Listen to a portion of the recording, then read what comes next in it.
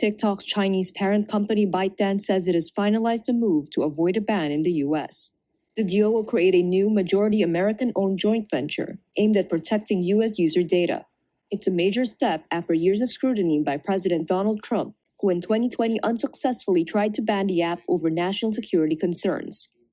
In a post on Thursday, Trump said he is, quote, so happy to have helped in saving TikTok. He also lauded the deal, thanking Chinese President Xi Jinping for, quote, working with us and ultimately approving the deal.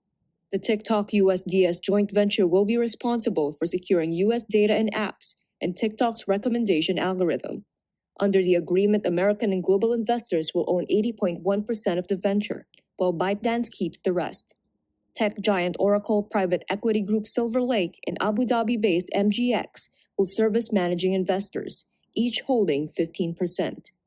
A White House official says both the U.S. and Chinese governments have approved the deal.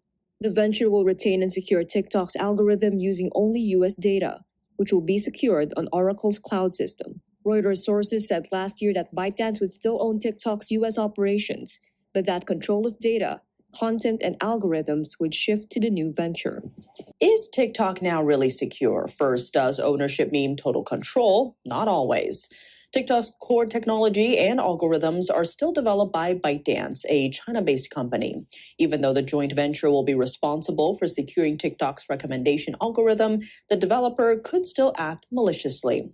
This risk remains unless the developer, ByteDance in this case, is trustworthy.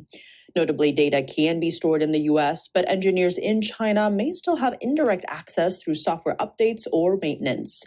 On top of that, China's law requires Chinese-based companies to assist the government if requested. This policy does not change with a joint venture.